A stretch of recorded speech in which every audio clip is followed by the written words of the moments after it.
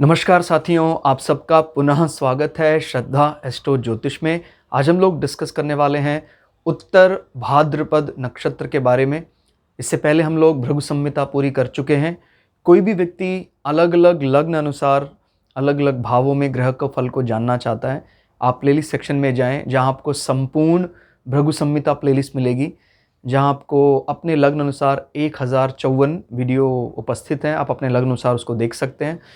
और कोई अगर ज्योतिष के मैथमेटिकल पार्ट को समझना चाहता है, खुद से अपना लग्न कैलकुलेट करना चाहता है, अपने गुलिक आदि की गणनाएं, जो कह सकते हैं हम इन ग्रहों के अलावा कुछ अतिरिक्त प्रभाव हम कुछ उपग्रह के रूप में देख सकते हैं, तो उसको आप खुद से भी कैलकुलेट कर सकते हैं। आप ग्रहों का गणित वाले प्लेलिस्ट सेक्शन में जाकर वो चीज़ ढूंढ सकते हैं। या कोई इन योगों की तकनीक समझना चाहता है, राजयोग किसे कहा जाता है, राजयोग का अर्थ क्या है, वो भी आपको उस यानी उसमें मुख्य रूप से वो वीडियो हमने शामिल किए हैं जिसमें कुछ टेक्निकलिटी छुपी होती है, कुछ तकनीकी चीज़ें छुपी होती हैं।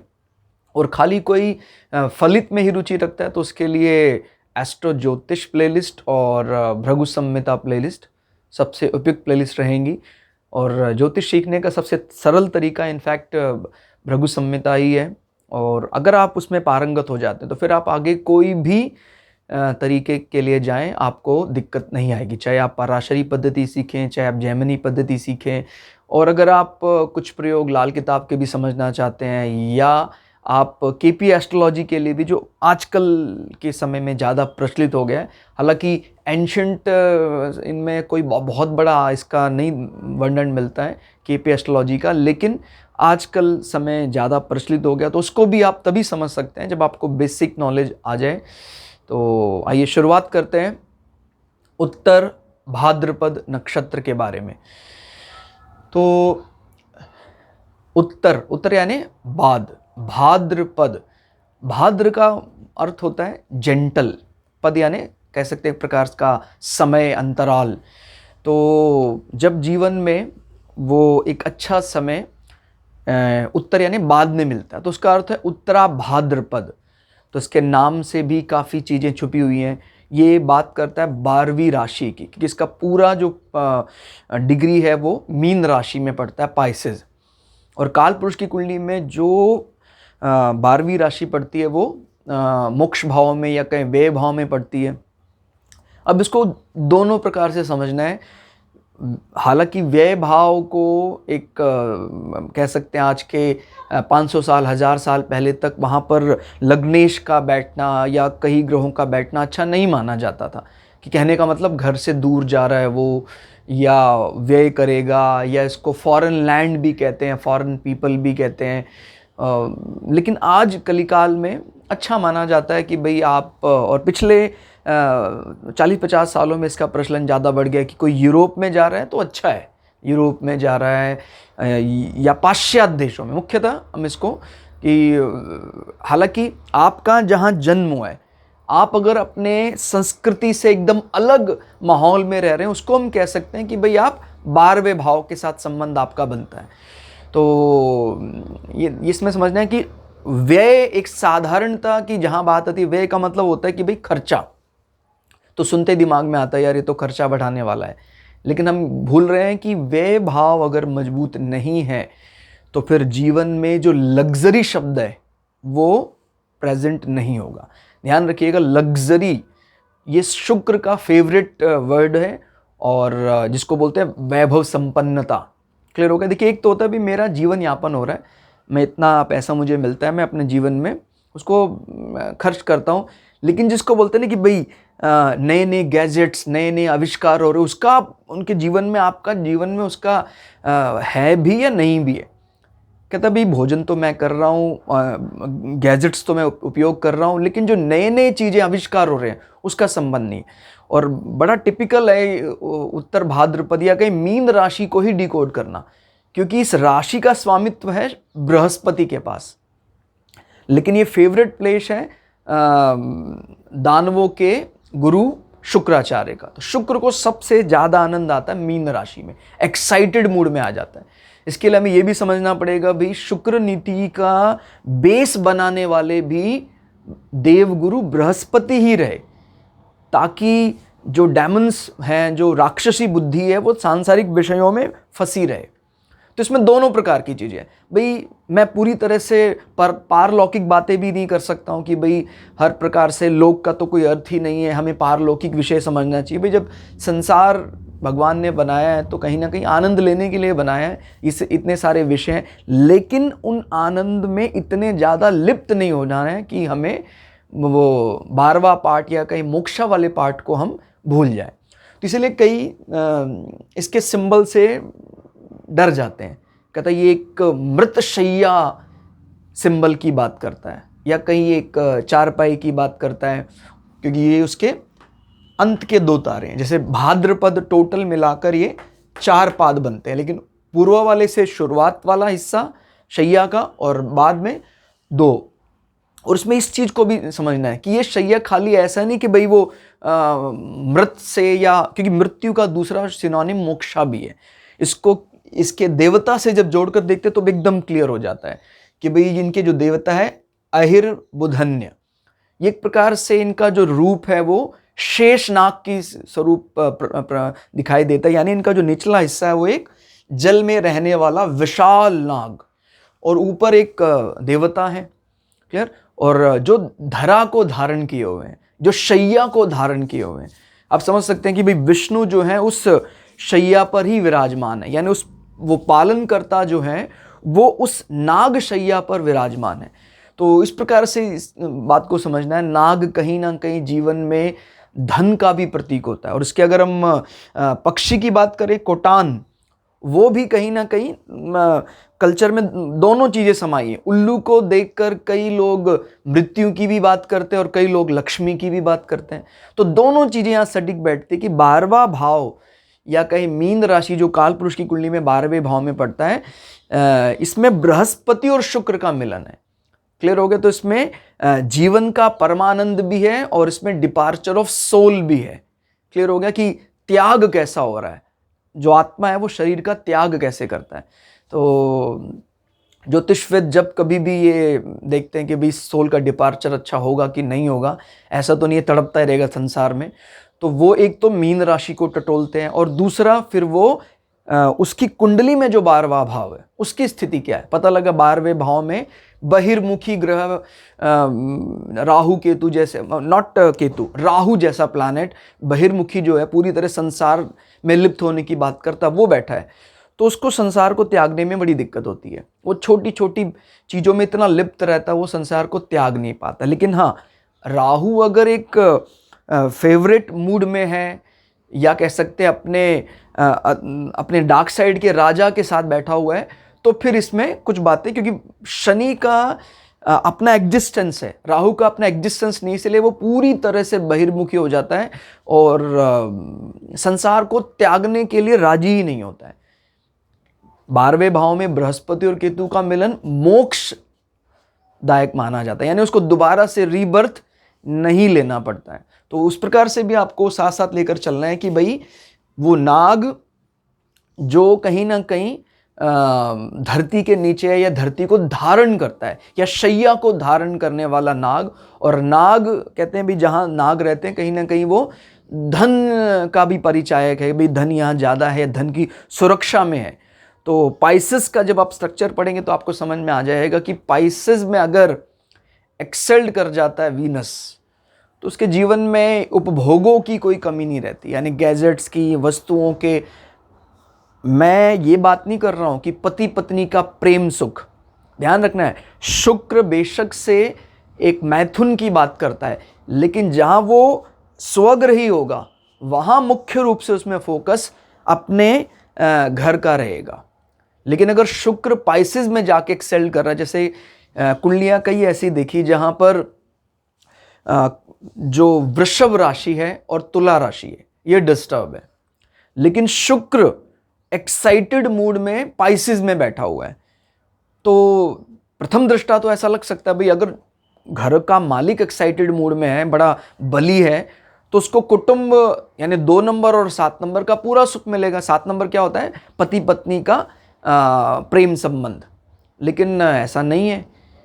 तो ये ध्यान रखना है कि इससे कोई फर्क नहीं पड़ता है कि शुक्र आपका एक्साइटेड मूड में आ गया है या परम उच्च आ गया है तो पति पत्नी के संबंध भी अच्छे होंगे। याद रखना, शुक्र सांसारिक उपभोग या कहें सांसारिक लग्जरी आइटम को भी बताता है।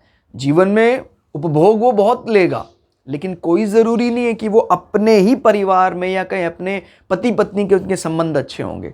वो तब होगा जब सप्तम भाव निर्दोष हो और 2 और 7 नंबर में भी कोई इस प्रकार का कंजंक्शन नहीं बन रहा हो।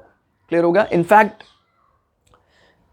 जो बार बार कहते हैं भी एक्सेल्ड कर जाएगा तो मजा आ जाएगा, यहाँ पर एक्सेल्ड करने से ज़्यादा शुक्र स्वग्रही में ही ज़्यादा अच्छे फल देता है। क्लियर हो गया? आपको ये बात भी याद रखनी कि कोई ग्रह उच्च का है तो इस बात की कोई गारंटी नहीं कि उसके अपने घर की स्थिति क्या है। क्लियर हो गया? क्योंकि हमें जो एक कहता है ना भी एक पूरी तरह आत्म शांति मिलती है अपने घर में। आप 5 स्टार होटल में 10 दिन रहें, 6 महीने रहें, शायद 1 साल भी रहें, आपको आनंद आएगा, लेकिन जो एक पूरा कंफर्ट आता है। इसलिए जब दशाओं को भी आपको समझना हो, जो दशाएं स्वग्रही प्लैनेट का सुख देती हैं वो एक्साइटेड मूड वाले का भी नहीं देती हैं। क्योंकि एक्साइटेड मूड में आप समझते हैं पार्टी टाइम को कुछ समय के लिए, शॉर्ट टर्म के लिए ही उसको जॉयफुल माना जाता है, बाद में फिर वो बड़ा मुश्किल हो जाता है इस प्रकार के साज सब बड़े लंबे समय तक मैनेज करके रखना। इसलिए स्वग्रही शुक्र खासकर ज़्यादा अच्छी स्थिति में माना जाता है। क्लियर? तो आप समझ रहे होंगे कि यही 12वें भाव से उसको लग्जरी भी मिल रही है, और अगर थोड़ा भी गड़बड़ हो जाए तो यहीं से वो अपने कह सकते हैं आनंद को डिस्टर्ब भी कर रहा है, या कह सकते हैं अपने मानसिक सुख को भी छिन्न भिन्न कर सकता है। लग्जरी उसको पूरा मिल रहा है, लेकिन उसके जीवन में उस लग्जरी के चक्कर में उसने एक आत्मीयता खो दी। तो ये ध्यान रखना है, इनके जो देवता हैं वो अहिर्बुधन्य, शैया के पार्श्व 2 पाँव, पार्श्व यानी पिछले 2 पाँव इसके माने जाते हैं, और जिनका जन्म नक्षत्र या कहीं जिनका चंद्र नक्षत्र ये है तो वो दू, था, झा और ञ, ये 4 नामाक्षर होंगे। पहले चरण में दू, दूसरे में था, फिर झा और ञ, तो ये 4 नामाक्षर होते हैं। उससे हम जान सकते हैं कि भाई ये व्यक्ति का जो जन्म नक्षत्र है या चंद्र नक्षत्र है वो क्या होगा, उत्तर भाद्रपद। ध्यान रखना है, उत्तर भाद्रपद के सबसे फोकस में रखना है इसका देवता। कई विशेषज्ञों को ये कहते मैंने पाया कि इसका देवता शनि है। ध्यान रखना है, देवता शनि नहीं है, उसका विंशोत्तरी स्वामी है। भाई दशाएं तो अलग अलग भी होती हैं। क्लियर हो गया? तो ध्यान रखना है कि नारायणी दशा है, विंशोत्तरी दशा है, बहुत दशाएं अलग अलग हैं। सिर्फ विंशोत्तरी दशा जो सबसे ज़्यादा प्रचलित दशा है उसमें इसको दशा का स्वामी माना गया है। अगर आपका जन्म हुआ है शुरुआत के, मान लीजिए मीन राशि 3 डिग्री 20 मिनट 1 सेकंड में आपका जन्म हुआ है, तो लगभग आपको शनि की 19 वर्ष की दशा मिलेगी। बट इसका ये अर्थ नहीं है कि वो नक्षत्र का देवता बन गया। ये बहुत बड़ा एक भ्रम है कि भाई इस नक्षत्र का देवता शनि, देवता शनि नहीं है, ये एक विंशोत्तरी ग्रह है, इसका भी प्रभाव रहता है, लेकिन सर्वे सर्वा पूरा जो उसका काम करने का तरीका है उसको अहिर्बुधन्य। और अगर आप अहिर्बुधन्य को नहीं जान रहे हैं, नहीं समझ पा रहे हैं, आपने कभी इनका सिंबल नहीं देखा नहीं, इनका चित्र नहीं, तो शेषनाग को आप समझिए। जो भी शेषावतार है उनको आप भजिए, आपका भला ही भला होगा, या कहीं श्रेष्ठ उत्तम फल मिलेगा आपको। बात करते हैं दिशा की। तो दिशा उत्तर दिशा के साथ संबंध जोड़कर देखा जाता है इसका। और गोत्र ऋषि पुलह, जो भगवान ब्रह्मा सृष्टिकर्ता के मानस पुत्र माने जाते हैं, उनकी नाभि से इनका सृजन हुआ था पुलह का, और इन्हीं के शिष्य ऋषि गौतम रहे।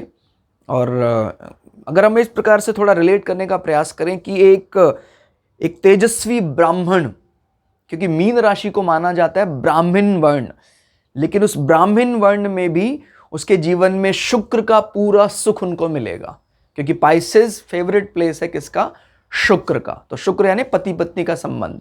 तो इनके जीवन में यानी इनके जो शिष्य रहे, गौतम ऋषि का बहुत नाम रहा, तो उनको जो जीवन में इनकी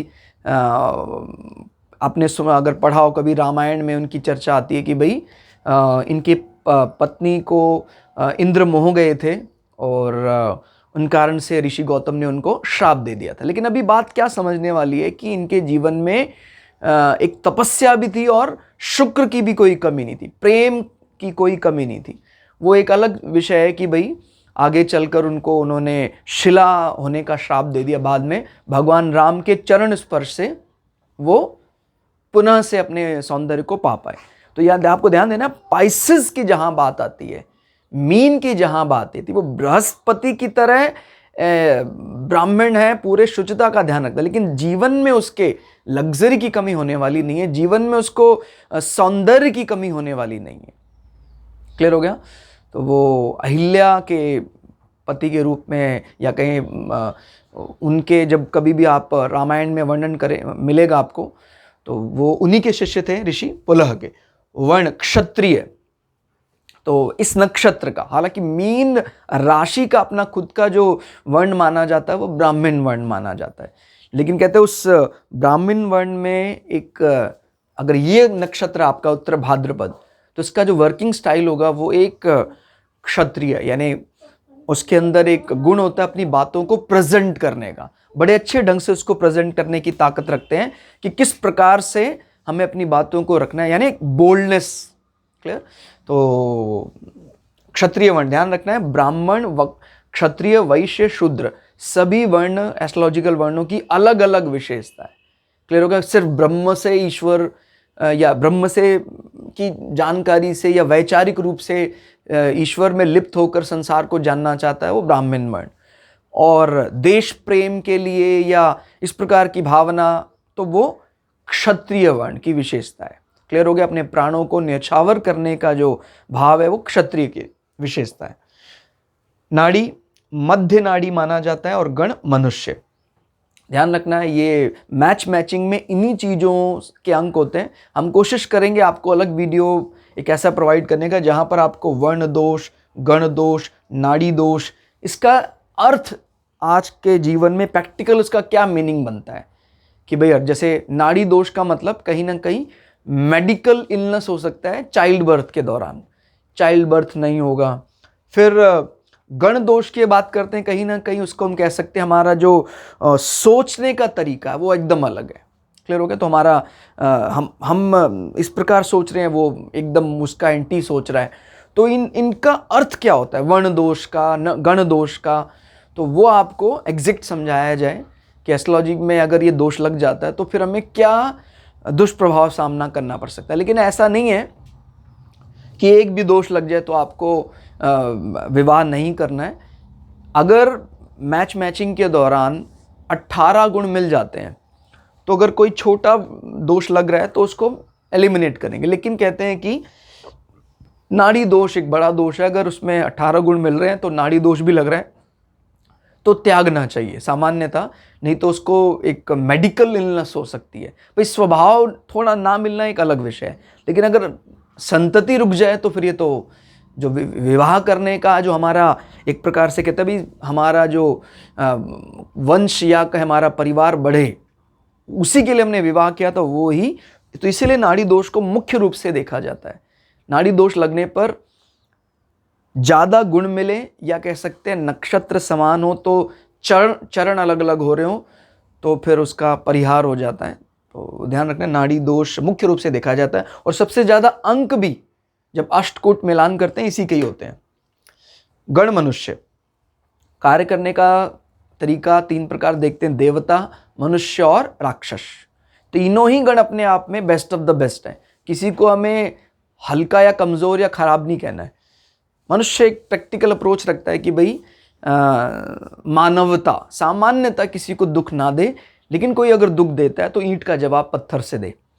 देवतुल्य की बात जहाँ होती है भाई वो दुख नहीं देता है, दुख मिलने पर भी कोशिश करता है कि उसको ईंट का जवाब पत्थर से ना दे, उसको इग्नोर करे, तो ये देवगण।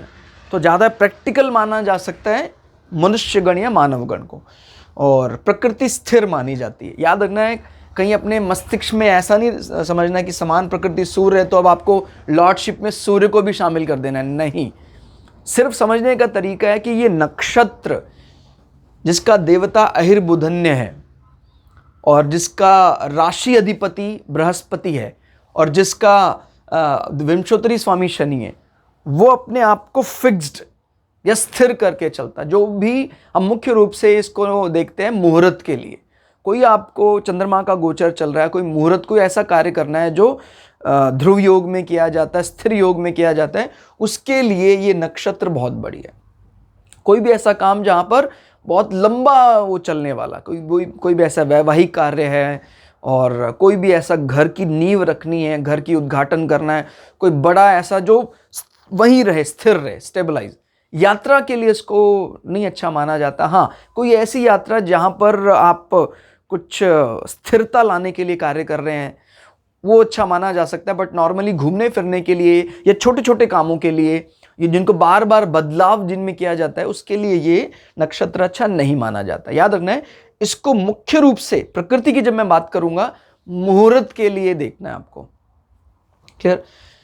और आप समझ सकते हैं कि भी सूर्य के समान इसका कार्य करने का, यानी स्थिर। नित्य योग, इंद्र, अलग अलग प्रकार के जब 27 योग होते हैं, तो किस योग से उत्तरा भाद्रपद का जो तरीका है समझा जा सकता है, तो इंद्र योग। इंद्र का सीधा अर्थ क्या होता है? इंद्र यानी जीत, जो हमें जीत दिलाता है। लेकिन इंद्र के जीवन में एक बहुत बड़ा संकट भी छुपा हुआ है। सामान्यतः दूसरे देवताओं को, अग्निदेव हैं और भी हैं, उनको इतना ज़्यादा टेंशन नहीं, क्योंकि राजा को ही ये सब चीज़ें मैनेज करनी पड़ती हैं। कभी भी कोई तपस्या कर रहा है, तुरंत बात करते इंद्र का सिंहासन डोल रहा है। क्लियर? तो ये भी ध्यान रखना है कि भाई जीत की बात करता है, लेकिन इस बात को, या कहीं सभी देवता प्रतिनिधि रूप में इन्हीं के ऊपर सारी रिस्पॉन्सिबिलिटी भी डाल देते हैं। तो जीत की बात जरूर है। पाइसेस अगर मजबूत है आपका इस नक्षत्र के दौरान, अगर चंद्रमा वहां बैठा है, साथ में बृहस्पति बैठा है, कहना ही क्या। क्लियर? और रज्जु, अवरोह, कटी, 4 प्रकार के रज्जु देखे जाते हैं। अवरोह यानी निचला हिस्सा, कटी यानी कमर। तो जो रिसेप्टर हमारे बॉडी में मेरु रज्जु से ये ध्यान रखना है, मेरु रज्जु यानी स्पाइनल कोड, तो ये पार्ट ज़्यादा प्रोएक्टिव रहता है और समान नहीं होना चाहिए, नहीं तो रज्जु दोष लग जाता है। हम एक दूसरे का कॉम्प्लीमेंट्री होना चाहिए, पूरक होना चाहिए, एक दूसरे के सामने अड़ नहीं जाना चाहिए। अगर सेम होगा तो फिर वो रज्जु दोष माना जाएगा। पक्षी, कोटान एक प्रकार का वो उल्लू है, तो ध्यान रखना, उल्लू मुख्य रूप से अगर हम इस राशि की बात करें तो उल्लू की पकड़ बड़ी मजबूत होती है किसी को और आपको पता है वो उसकी विशेषता जो है, कहीं ना कहीं वो सारी बातें इस नक्षत्र के जातक की विशेषताओं में भी हैं। दबे पांव चलने में माहिर होता है, या कह सकते हैं उसके उड़ने में भी ज़्यादा आवाज़ नहीं आती है। उसकी आंखें सामान्यतः खुली ही रहती हैं, उसकी आंखों में कोई हमारे की तरह ऐसे पलक झपकाने वाला नहीं है। आपको पता होगा उल्लू की दृष्टि, कई दफ़ा एक मन में भ्रम आता है कि शायद उल्लू को दिन में नहीं दिखता है। उल्लू को दिन में बहुत ज़्यादा दिखता है, और यही इनफैक्ट एक समस्या बन जाता है। ज़्यादा दिखने के कारण उसको मजबूरन अंधेरे में जाना पड़ता है, नहीं तो वो अंधा हो जाएगा।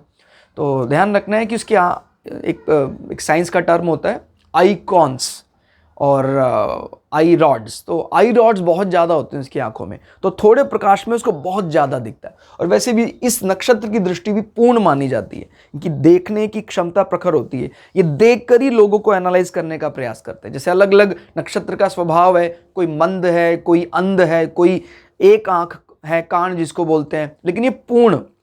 तो कहीं ना कहीं उल्लू के साथ संबंध है। और उल्लू 2 प्रकार से जोड़कर देखना है।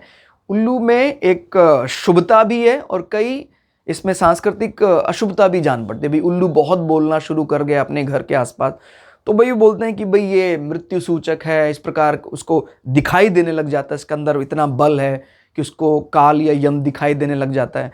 और दूसरा, इनको लक्ष्मी के वाहन के रूप में भी पूजा जाता है।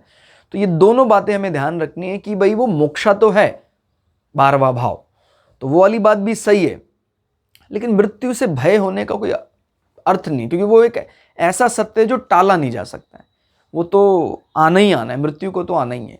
क्लियर हो गया। इनफैक्ट हमें ज़्यादा फोकस करना चाहिए कि जीवन जो हमारा फिलहाल चल रहा है उसमें जो कुछ ऐसी कमियां हैं उसको प्राप्ति करने के लिए, लेकिन मृत्यु के भय या कहीं मुझे जब मैं कुछ कंसर्न करता हूँ तो सबसे ज़्यादा लोग परेशान होते हैं कि भाई ये तो मार्केश है।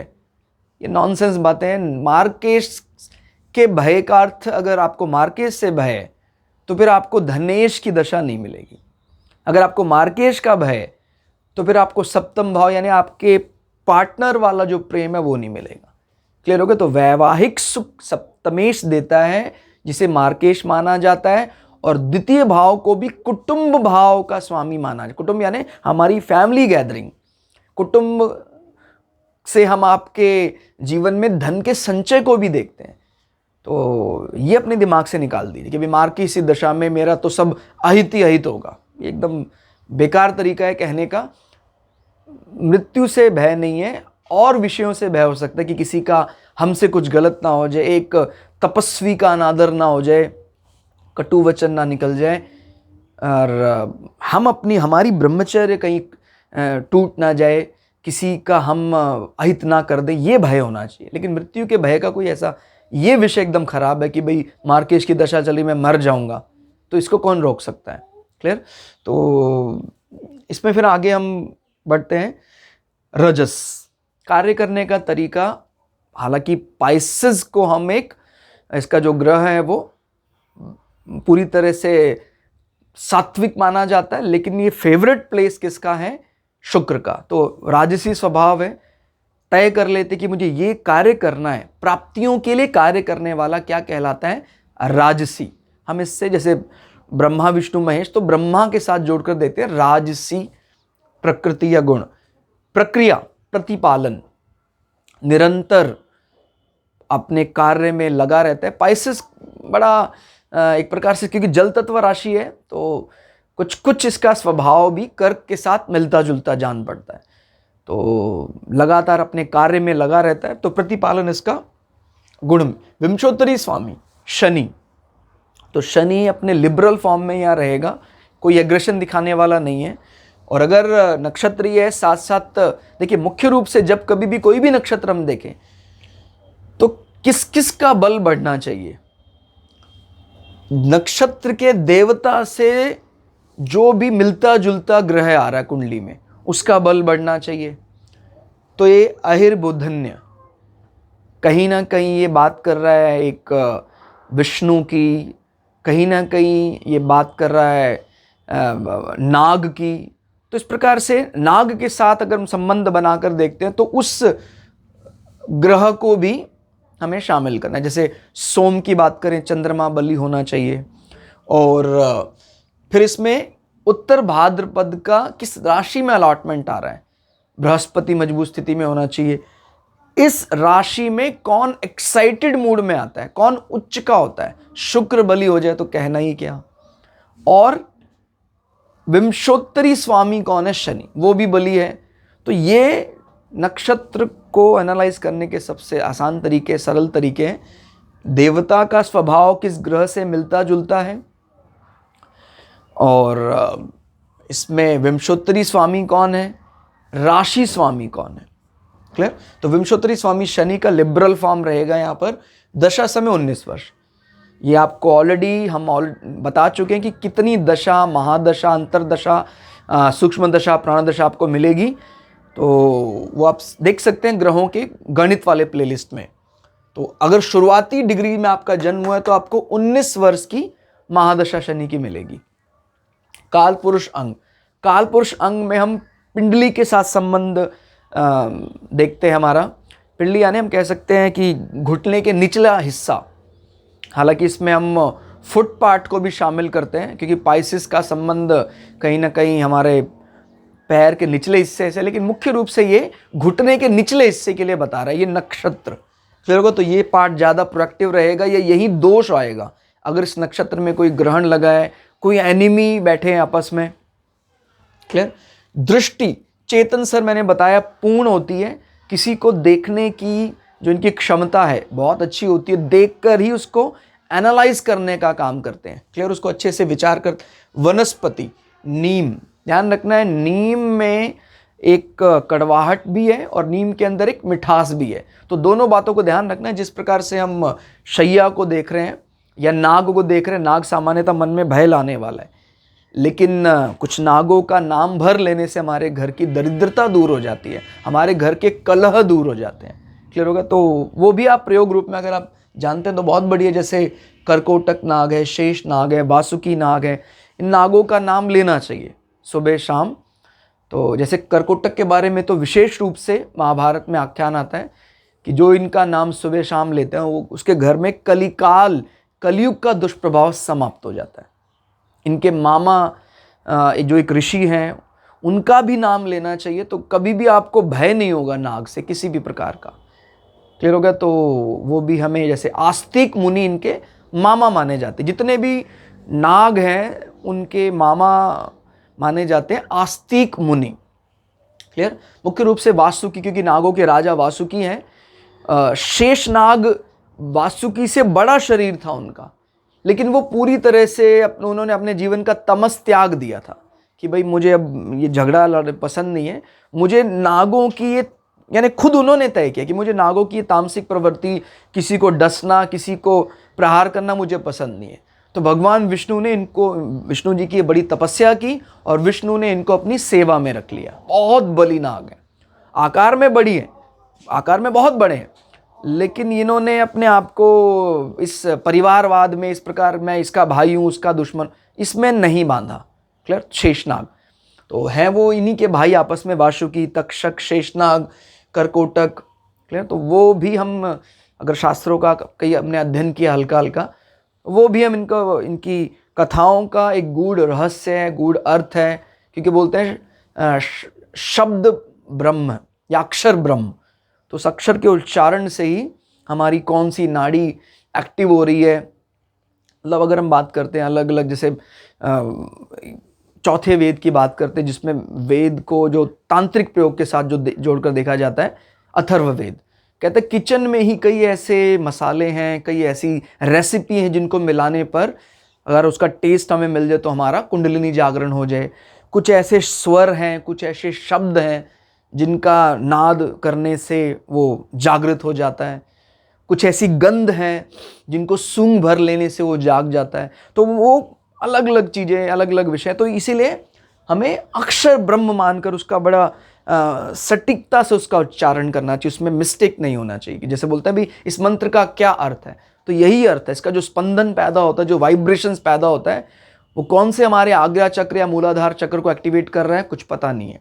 इसीलिए हमें निरंतर 2% ब्रेन को 100% ब्रेन की तरफ ले जाने के लिए इन सीक्रेट्स को डिकोड करने का प्रयास करना चाहिए।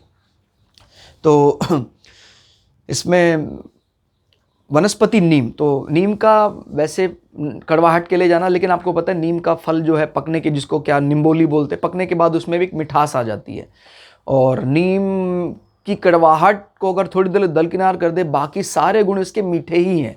माने किसी भी प्रकार का कोई विकार हो, भारतीय आयुर्वेद में तो कोई भी ऐसी डिजीज नहीं है जो नीम से ठीक नहीं हो सकती। तो दोनों प्रकार से इसका जीवन में संबंध है। सुबह की शुरुआत ही नीम से होती है। क्लियर हो गया?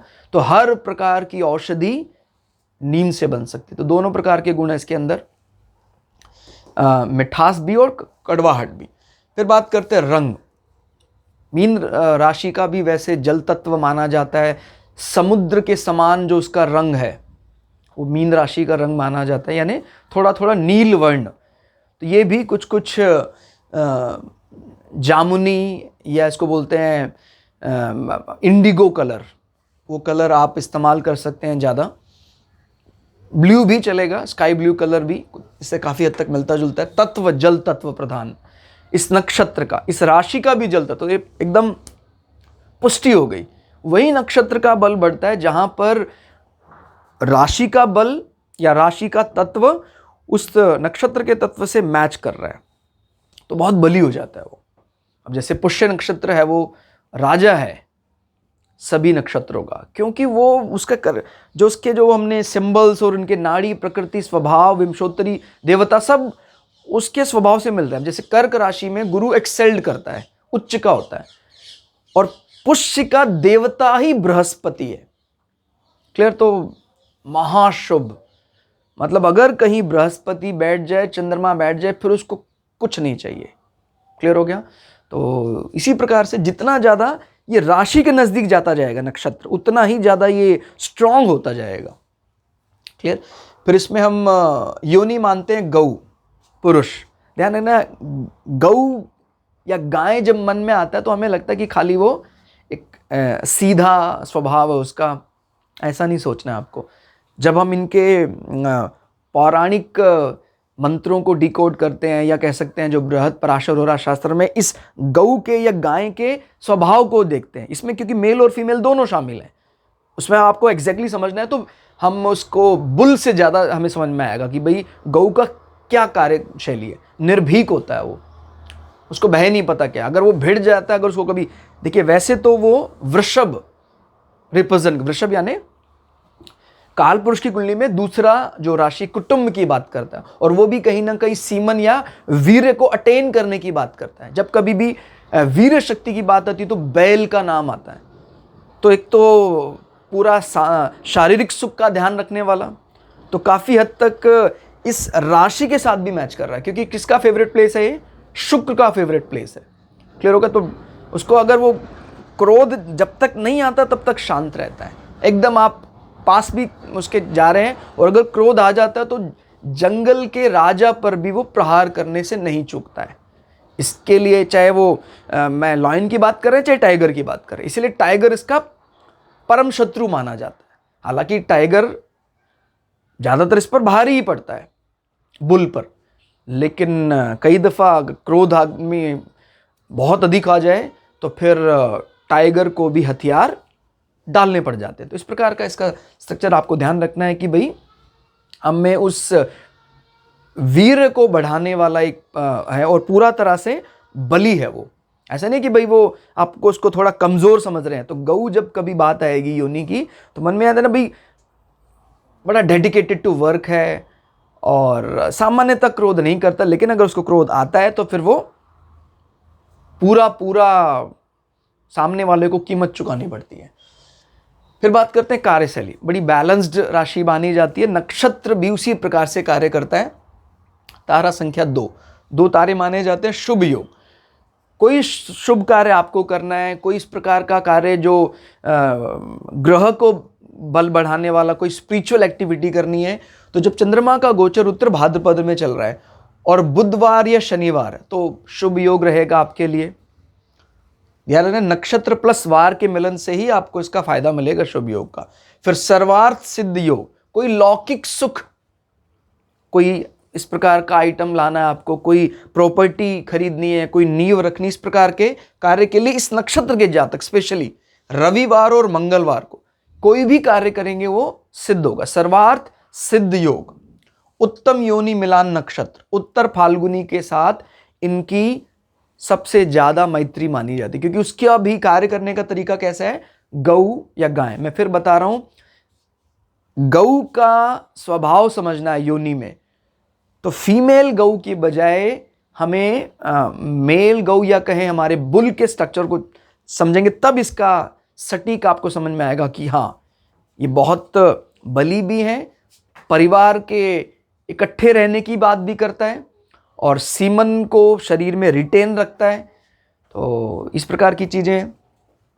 फिर इसमें हम अति शत्रु योनि नक्षत्र विशाखा और चित्रा, व्याघ्र इसका अति शत्रु माना जाता है। बाघ जिसको बोलते हैं, छुपकर शिकार करता है, घात लगाने में ये माहिर होता है। मैंने पहले भी बताया था लॉयन और टाइगर योनि में बहुत फर्क है। क्लियर होगा? ये घातक प्रहार करता है, इसके प्रहार से बचना मुश्किल है। सिंह जंगल का राजा है, लेकिन वो प्रायः खुले मैदानों में शिकार करता है, और ये जहाँ पर ट्रॉपिकल रेन फॉरेस्ट हो या घने वर्षावन हो, वहीं ये रहना ज़्यादा पसंद करता है। सूर्य गोचर, सूर्य के लिए अगर आपको कोई ऐसा उपयोग करना है, सूर्य आपका कमज़ोर है, तो आप 17 मार्च के बाद कोई ऐसा शुभ दिन चुने कि चंद्रमा का भी गोचर अगर उत्तरा भाद्रपद में चल रहा है और कहीं आपको बुधवार और शनिवार मिल रहा है, तो बहुत बढ़िया रहेगा सूर्य के प्रयोग करने के लिए। चंद्रमास व तिथि। चंद्रमास माना जाता है भाद्रपद के कृष्ण दशमी से शुक्ल चतुर्थी तक, सितंबर महीने में पड़ती है। तो ये चंद्रमा का मास या चंद्रमा गोचर इसमें माना जाता है। शुक्ल कृष्ण नवमी इसकी तिथि मानी जाती है। तो इस तिथि अपने शुभ कार्य के लिए इस्तेमाल कर सकते हैं। नक्षत्र समायोजन, नक्षत्र समायोजन से हम जातक का जो भी इस नक्षत्र से संबंध रखता है, स्पेशली चंद्र नक्षत्र, उसके कैरेक्टरिस्टिक्स को समझ लेते हैं। अगर चंद्र नक्षत्र बहुत कमज़ोर है, कोई ऐसी ब्लॉक कर दिया सारा का सारा उसको कई ग्रहों ने बैठकर दुश्मन ने, फिर हमें लग्न नक्षत्र पर भी विचार करना चाहिए। नक्षत्र समायोजन में धरती या शैया को धारण करने वाले जल नाग, तो एक तो मन में ये ध्यान रखना है कि भाई वो धारण करने वाले हैं, जल के साथ संबंध है उनका, क्लियर हो गया। और बल भी है, क्लियर। कर्म प्रधान, बल का अर्थ यहाँ पर ऐसा नहीं कि भाई शारीरिक दृष्टि से बली, बल का मतलब है एनर्जेटिक, थकावट नहीं होती, उनको नहीं पता थकावट किसे कहते हैं। कर्म प्रधान शनि तुल्य, तो उस मामले में ये बात की पुष्टि शनि कर रहे हैं। फिर शनि को हमने किसके लिए लिया है? कमाल का सेवा भाव, शनि से ज़्यादा सेवा करना किसी को नहीं आता है, ड्यूटी के पंक्चुअल हैं एकदम। और बृहस्पति का प्रेम राजसिक रूप, ये ध्यान देना क्योंकि बृहस्पति इसका राशि स्वामी है, तो शुक्र को प्रिय। तो ध्यान देना कि जो इसका बृहस्पति का दो रूप है, एक बृहस्पति का क्षत्रिय और एक बृहस्पति का ब्राह्मण। तो बृहस्पति का क्षत्रिय रूप दिखाई देता है सैजिटेरियस यानी धनु राशि में, लेकिन बृहस्पति का थोड़ा पोलाइट भी है, थोड़ा प्रेम भी है, वो कहाँ दिखाई देता है? पाइसेस यानी मीन राशि, जो शुक्र को बेहद प्रिय है।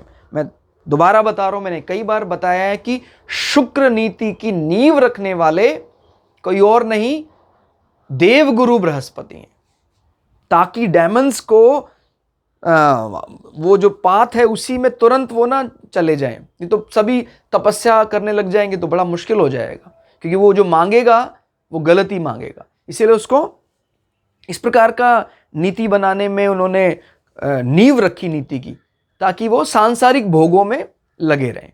तो इसलिए जीवन के जो भी ये पार्ट हैं, जीवन में उपभोग करना, लग्जरी आइटम को यूज़ करना, उसको कहीं ना कहीं मीन राशि के साथ अटैच करके देखते हैं, जो दोनों ही सांसारिक दृष्टि से ये सुख है, लेकिन ये आध्यात्मिक दृष्टि में खलल डालने वाला भी। यही कहीं ना कहीं इसी से मोक्ष मिल सकता है, और कहीं ना कहीं यही मोक्ष में बाधा भी पैदा करता है। तो इसीलिए इसको एक शैया रूप में देखते हैं कि भाई वो याद दिलाते रहें कि भाई वास्तव में एग्जामिनेशन तो यही है। हमारा पेपर जो बोलते हैं ना, साल भर प्रैक्टिस की हमने, तय होगा किससे? हमारा एग्जामिनेशन के दिन के फेल है या पास है। तो तय हमारा होगा हमारा डेथ टाइम से, मृत्यु समय में जो विचार हमने लिया उसी से तय होगा कि भाई इस सोल को फर्स्ट क्लास मिलेगा या फोर्थ क्लास मिलेगा। फिर है नक्षत्र पद। नक्षत्र पद की बात करें या नक्षत्र चरण की बात करें, देखिए ये तो जीवन में रहेगा ही रहेगा। कोई भी जातक के जीवन में जो भी इस नक्षत्र से प्रभावित है, ये कैरेक्टरिस्टिक्स रहेंगे, लेकिन उसको एग्जीक्यूट करने का तरीका थोड़ा थोड़ा अलग हो सकता है। वो डिपेंड करता है इसका चरण कौन सा है, क्योंकि चरण में उसका अलग अलग नवमांश आ जाता है। कहते हैं मीन राशि में 3 डिग्री 20 मिनट से 6 डिग्री 40 मिनट तक अगर चंद्रमा है, ध्यान रखना है 3 डिग्री 20 मिनट से थोड़ा एक्सीड करना है चंद्रमा को। अगर वो 3 डिग्री 20 मिनट एग्जैक्ट है तो पूर्व भाद्रपद में चला जाएगा, और अगर वो 3 डिग्री 20 मिनट से 1 सेकंड भी एंगल में ज्यादा है तो आ जाएगा वो उत्तर भाद्रपद और सिंह नवमांश पड़ेगा। तो जो भी इसकी एनर्जी है, ये वाली एनर्जी धरती शैया, उसको एग्जीक्यूट करवाएगा कौन? सिंह नवमांश। तो ऐसा लगता है कई दफा प्रथम दृष्टा देखकर कि ये सिंह राशि तो नहीं है, लेकिन जब आप उसको थोड़ा बारीकी से अध्ययन करेंगे तो पता लगेगा कि वो नहीं, वो तो मीन राशि ही है, और उसमें भी उत्तर भाद्रपद। तो ध्यान देना, अभिमानी, क्योंकि वो राशियों का राजा है वो सिंह, तो वो तो होगा ही गुण इसके अंदर। सक्रिय, कार्य करने में डेडिकेटेड, वो तो कहीं ना कहीं इसी का गुण है, इसी नक्षत्र का ही गुण है। भाई शनि का एक कर्मठ रूप है वो लगे रहना, रेस्टलेस, सफल, ज्ञान का दान मुक्त हस्त से, इनको अगर कोई चीज आती है तो बिल्कुल, जहां ज्ञान की बात आ रही है दोनों गुरु मिल रहे हैं, बृहस्पति और शुक्र। ध्यान देना, एक इसमें बड़ी इंपॉर्टेंट बात है, शुक्र बृहस्पति को अपना शत्रु नहीं मानते हैं, बृहस्पति शुक्र को अपना शत्रु मानते हैं। तो इसलिए शुक्र यहां बहुत इंजॉय करते हैं, सभी दिशाओं में अलौकिक प्रकाश उसका फैल जाता है एकदम राजा के समान।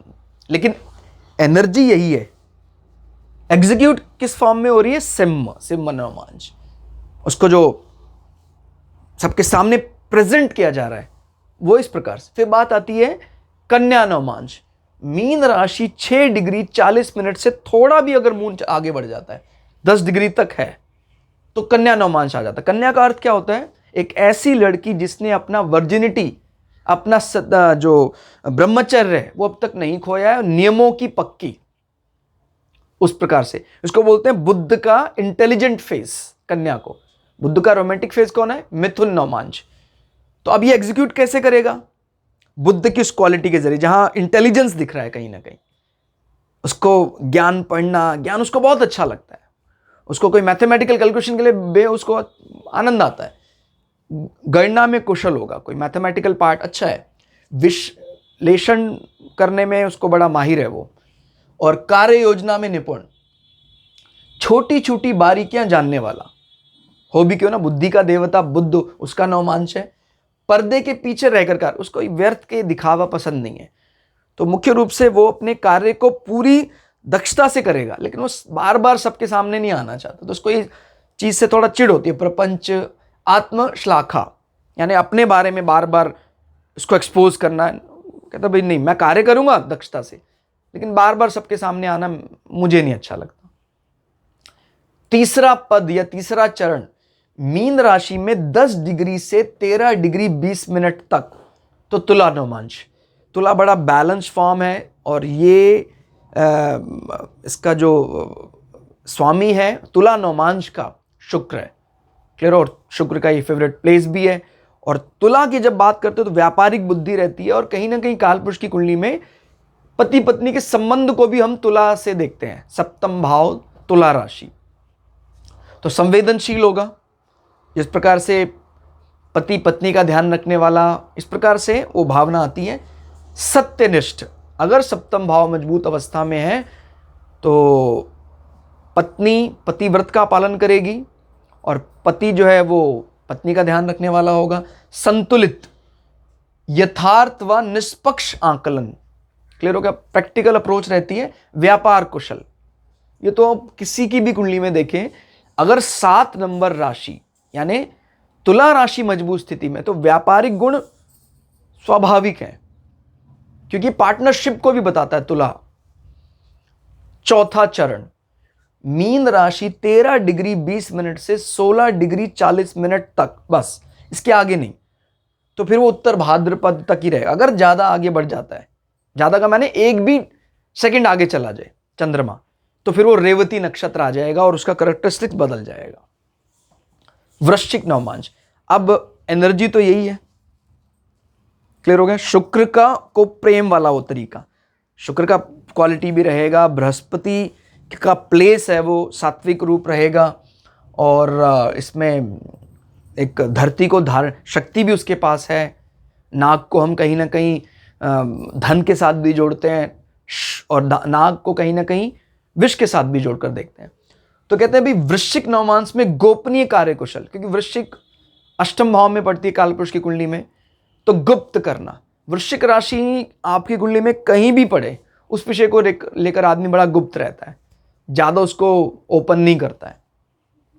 गुप्त प्रेमी में प्रेम तो स्वाभाविक आएगा, लेकिन मैंने पहले ही बताया वो प्रेम जरूरी नहीं है अपने प्रेमी के साथ। इसके लिए आपको वृषभ और तुला की शुद्धता का ध्यान रखना है, थोड़ा आक्रामक भी, क्योंकि वृश्चिक का अर्थ होता है कि वो दिखने में आपको जल तत्व दिखता है, लेकिन उसके अंदर अग्नि भरी पड़ी है। एक बिच्छू की बात करें, जल के नजदीक रहता है, बिल में रहता है वो, लेकिन उसके अंदर विष अग्नि है, तो थोड़ा आक्रामक भी है। विलंब, आलस्य से दूर, आलस्य उसको नहीं पता है, और उसको पंक्चुअलिटी का वो ध्यान रखता है। Extreme lover, extreme hater category में हम वृश्चिक को रखते हैं। परिश्रमी। क्लियर? तो उस एनर्जी को, जो ये एनर्जी है इस नक्षत्र की, एग्जीक्यूट करवाएगा वृश्चिक नवमांझ। चलते हैं स्थान। तो स्थान में कहीं ना कहीं इस नाग को हमने ये चित्र में भी दिखाया कि भाई ये जो शैया है ये जल में पड़ी हुई शैया है। क्लियर होगा? ये एक क्षेत्र है जो इसमें हम बैठ सकते हैं और इस शैया को साधने का काम ये नाग कर रहे हैं। क्लियर हो गया? इन नाग का नाम अहिर्बुधन्य। तो इसी प्रकार से आपको स्थान देखना है कि भाई समुद्र झील के तले, जैसे क्षीर सागर में कहते हैं भगवान विष्णु रहते हैं और वहाँ पर शेषनाग शैया तैयार किए हैं, जहाँ पर विष्णु जो पालनहार हैं संसार के, लक्ष्मी, और उन्हीं की नाभि कमल से ब्रह्मा। तो आधार कौन दे रहे हैं? ये धरती को धारण कौन कर रहे हैं? शेषनाग। समुद्र झील का तल मनोविज्ञान व अध्यात्म शोध स्थल, वो 12वें भाव का स्वाभाविक गुण है, तो वो आएगा ही आएगा। और कोई भी इस प्रकार के प्रोफेशन जो आध्यात्म की ट्रेनिंग देने वाले हैं, वो भी इसके साथ, इस नक्षत्र के साथ संबंध बनाते हैं। जल संग्रहालय, कोई ऐसा म्यूजियम जिसका थीम मुख्य रूप से वाटर है या वाटर एक्वेरियम है, इस प्रकार की कोई बातें हैं, या कोई ऐसा जहां पर नागों के बारे में, स्पेशली वाटर स्नेक के बारे में कुछ प्रकार के क्षेत्र हैं, वो इसका स्थान माना जाता है। शवदाह स्थल, क्योंकि 12वां भाव मोक्ष की बात करता है और पता नहीं क्यों संसार के लोगों को इस पार्ट से डर लगता है, लेकिन डर को दूर अगर आपको करना है तो इस जैसे इन स्थलों में हम विजिट भी करना चाहिए हमको, अगर संभव हो। कभी जैसे हम लोग घूमने की दृष्टि से जाते हैं तो वाराणसी में आपने अगर सुना हो मणिकर्णिका घाट या राजा हरिश्चंद्र घाट में, वो जिसको भय है शवग्रह से या शमशान भूमि से, उनको देखना चाहिए। उसका भय दूर हो जाता है कि भाई वहाँ पर सदैव शव जलते रहे लेकिन मन में भय नहीं आता है, तो क्योंकि वो ही सिनोनिम है, मृत्यु ही सिनोनिम है मोक्षा का भी। तो इस प्रकार के स्थल विजिट करना चाहिए। वृद्ध आश्रम, क्योंकि वृद्ध आश्रम हमारा एक प्रकार से कहता है कि हमारा एक क्वालिफाई कर लिया अब हमने मृत्यु के लिए, हमारा बस एग्जामिनेशन आने ही वाला है, तो इसीलिए वृद्ध आश्रम को भी इसके साथ जोड़कर देखा जाता है। गुरु आश्रम, क्लियर हो गया? तंत्र पुस्तक भंडार, जहां अलग अलग प्रकार के जो चीजें गुप्त रहती है उनके बारे में लिखा है, कोई ऐसा स्थल है तो वो बहुत अच्छा माना जा सकता है। व्यवसाय, वैभव सुख बढ़ाने वाले कार्य, नाग को हम वैभव के साथ भी जोड़ते हैं। तो ऐसे कोई भी कार्य जहां जिससे लग्जरी जीवन में बढ़ती है, नए नए आजकल चीजें बन रही हैं जिससे हमारे जीवन में लग्जरी आती है, ऐसा कोई भी प्रोफेशन इस नक्षत्र के साथ जोड़कर देखा जाता है। जलीय वैभव, कोई वाटर बोट का आपका कोई व्यवसाय है या कोई वाटर में कोई ऐसा आपने कोई जगह बनाई, क्योंकि मीन का अर्थ भी कहीं ना कहीं समुद्र स्थल है, उसके नज़दीक कोई रिजॉर्ट आपका है। मैंने बताया ना कुछ कुछ इसका स्ट्रक्चर कर्क के साथ भी मैच करता है। तो जलीय वैभव, ध्यान योग चिकित्सक 12वें भाव के साथ संबंध बना रहा है। और कवि लेखक, कल्पनाओं में एकदम आपको लेकर चला जाएगा और इसकी बातें तुरंत डिपार्चर ऑफ सोल की बात करता है, यानी मोक्ष की बात करता है कवि लेखक। कलाकार होगा, भाई शुक्र का फेवरेट प्लेस है, तो अगर ये मजबूत स्थिति में है तो कलाकार स्वाभाविक है, वो चर कार्य, तो इस प्रकार के कार्य वो करेगा। ध्यान रखिए नक्षत्र का जो स्वभाव है वो प्रकृति स्थिर है, लेकिन इसके प्रोफेशन में क्योंकि ये जल तत्व प्रधान है, प्रोफेशन में हम कोई इस प्रकार के कार्य, स्पेशली चर कार्य का मतलब है कि जैसे कोई वाटर मूवमेंट की बात आ रही है, वाटर जर्नी की बात आ रही है, इस प्रकार के चर कार्य वो कर सकता है। इसको स्थिर स्वभाव के साथ बदलना नहीं है कि आपको लगे कि यहां हमने अभी बात, वो मुख्य रूप से ये देखना है मुहूर्त के लिए, भाई डेली रूटीन के जो मुहूर्त होते हैं जब ये नक्षत्र का गोचर चल रहा है, लेकिन ये प्रोफेशन के लिए। जल सुरक्षा कर्मी, कोई मरीन सोल्जर है इस प्रकार से, या जल पुलिस कोई है, तो वो सब इसके साथ जोड़कर देखा जा सकता है। मनोरंजन बौद्धिक कार्य, भाई शुक्र का स्थान है तो एंटरटेनमेंट भी होगा, क्लियर। तो यानी इसको बोलते हैं पाइसेस को बृहस्पति का रोमांटिक फेज। तो वहां से समझ में आता है हम क्यों। उपचार, शेष नाग उपासना। वैसे कोई भी नाग उपासना आपको आती है, उपासना का यही अर्थ होता है भाई हम इनको समझे। जैसे महाभारत में कहते हैं कि भाई 5000, ऐसे तो टोटल 1,00,000 श्लोक हैं, लेकिन 5000 श्लोक उसकी गांठ है। गांठ यानी उसके उनको डिकोड अगर करते तो हमें उसका एसेंस पता लगेगा महाभारत का पूर्ण, उसका जो एलिक्सर है, अमृत है, हमें मिलेगा। तो उनको जब बार बार अभ्यास करते तब पता लगता है कि इनके स्टोरी का क्या अर्थ है। तो महाभारत में इस प्रकार के नागों की कथाएं हैं। कभी आपको समय मिले वो आप उनको धारण करें। उनको धारण करने का अर्थ है उनको याद रखें। तो उनका वासुकी, तक्षक, शेषनाग, करकोटक नाग, आयुर्बुधन्य, इन नागों के उपासना करना, इनका ध्यान करना, इनके बारे में पढ़ना, क्या इनको वरदान मिला। लक्ष्मण बलराम आस्तिक चरित्र आत्मसात। तो जैसे मैंने बताया आस्तिक मुनि को नागों के मामा माने जाते। किसी भी घर में वैसे भी कोई भय हो नागों का, आप इनका नाम लें, आस्तिक मुनि का। अगर इनके श्लोक आपको पता है तो कहना ही क्या, श्लोक नहीं पता है तो इनकी खाली उस श्लोकों का ट्रांसलेशन जो महाभारत में जो कथा है इनकी आस्तिक मुनि की, अगर वो भी आप पढ़ते हैं तो नागों का भय दूर हो जाता है।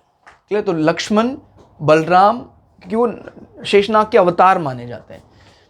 गुरु आश्रम वास, कभी आपको छुट्टी में ऐसा मौका मिले, बड़े सौभाग्यशाली लोग होते हैं जिनको, क्योंकि गुरु आश्रम का संबंध 12वें भाव या पाइसेस के साथ जोड़कर देखा जाता है। तो अगर आपको कभी 5 दिन, 2 दिन, 1 दिन रहने का मौका मिले, जरूर वास करना चाहिए। साल में 1 बार, 2 बार, जैसे भी परिस्थिति बने।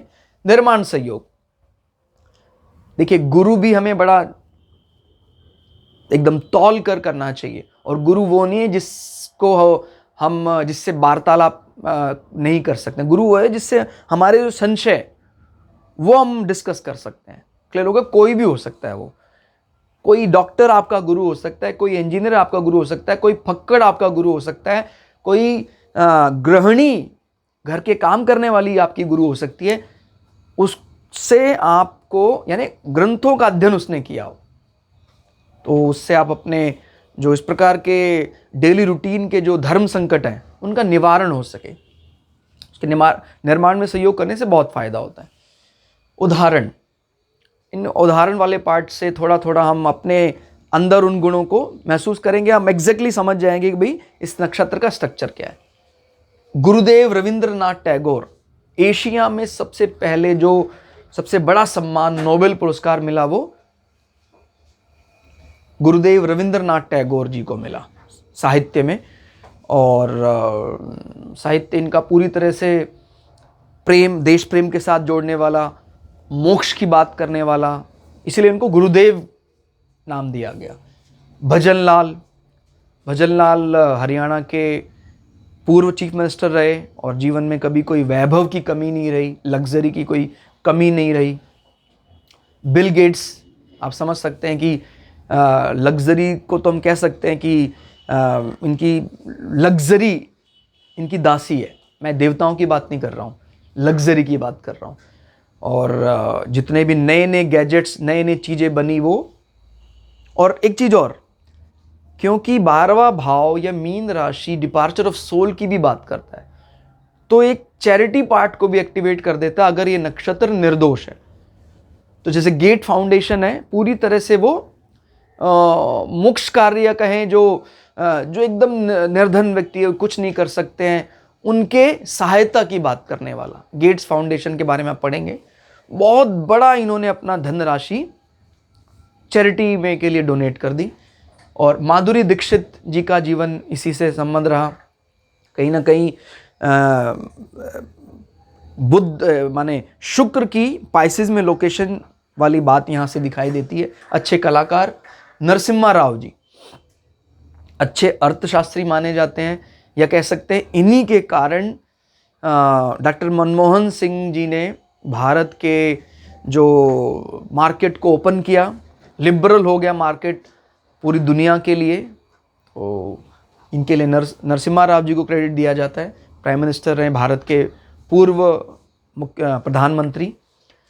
गोपाल दास नीरज ये कवि और फिल्म लेखन रहे। इनको भी भारत के विशिष्ट सम्मान इनको मिले। तो इनका भी कहीं ना कहीं इस प्रकार का स्वभाव दिखाई देता है। पाइसेस का ये नक्षत्र। जमुना लाल बजाज, इनके बारे में अगर आप पढ़ते हैं जानते हैं तो ये मारवाड़ी निर्धन परिवार में जन्म हुआ था इनका, लेकिन इनको एक वर्धा के एक अच्छे बिजनेसमैन ने गोद ले लिया और बहुत फिर इन कमाल का उद्योग इन्होंने एस्टेब्लिश किया। बजाज इंडस्ट्री आप जानते ही होंगे।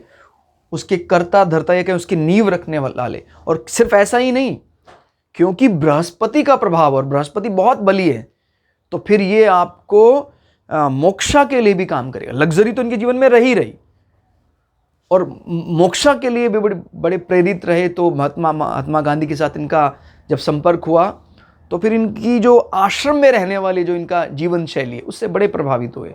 मोक्षा वाली जहां बात आती है, गुरु आश्रम में निवास करने वाली जहां बात आती है, तो अगर आपको वो पार्ट समझना है तो जमुना लाल बजाज जी को पढ़िए, जहां लग्जरी की कोई कमी नहीं और मोक्षा रिसर्च की भी कोई कमी नहीं। महात्मा गांधी जी को बार बार रिक्वेस्ट करने पर मतलब जमुना लाल जी ने इनको बार बार रिक्वेस्ट किया महात्मा गांधी जी को कि आप हमारे आश्रम में आप आइए, पधारिए। तो फिर विनोबा भावे जी वहाँ गए, वर्धा में आश्रम इन्होंने स्थापित किया और उस आश्रम को देखकर ये बात समझ में आती कि हाँ, वास्तव में जो मोक्ष पाठ की बात है, जो एक निर्वाण की बात है 12वें भाव में, उस आश्रम से दिखाई देती है। फिर इसमें रामानुजाचार्य जी जो भक्ति आंदोलन के बहुत बड़े संत चाहे रामानंद जी हो, फिर उनके रामानंद जी के ही आगे शिष्य रहे कबीर जी, रविदास जी, तो वो इसी चेन में आगे चलकर रहे कि रामानुजाचार्य जी के शिष्य रामानंद जी, फिर आगे उनके शिष्य रहे कबीर जी, रविदास जी, तो वो इन्हीं चेन में। तो रामानुजाचार्य जी भी बृहस्पति के पूरे मोक्षा पाठ पर इन्होंने रिसर्च की। सद्दाम हुसैन, इसमें कहीं ना कहीं दिखाई देता है हमको पाइसेस का जो वीनस वाला रूप है, वीनस को जो फेवरेट लगता है वो वाला, क्योंकि जीवन में इन्होंने लग्जरी को बहुत बढ़ाने का प्रयास किया, कंफर्ट को बहुत बढ़ाया अपने। हालांकि इनका अंत बड़ा कठिन रहा। जोसेफ स्टालिन, सोवियत प्रमुख, ये भी एक अच्छे दर्शन, इनको बड़ा पढ़ने में रुचि थी, फिलॉसफी स्टडी में बहुत रुचि थी। छोटे से प्रांत में इनका जन्म हुआ, जॉर्जिया, और बाद में सोवियत संघ प्रमुख बने और अपने डिसीजन के लिए, क्योंकि मंगल भी चार्ट में मजबूत रहा, तो डिसीजन के लिए भी, अपने स्ट्रॉन्ग डिसीजन के लिए भी ये जाने जाते। तो कुल मिला के ये था उत्तर भाद्रपद का एक इन्फॉर्मेशन, कैसा इसका काम करने का तरीका है, और हमने पूरी तरह से सतर्कता बरती है कि कोई त्रुटि ना रहे, और फिर भी अगर कोई त्रुटि रही तो उसके लिए क्षमा प्रार्थी हैं। आप निरंतर इसी प्रकार से सपोर्ट हमें देते रहें। मिलते हैं अगली क्लास में, तब तक के लिए जय श्री भगु पराशरा, जय श्री शुक्राचार्य, नमस्कार।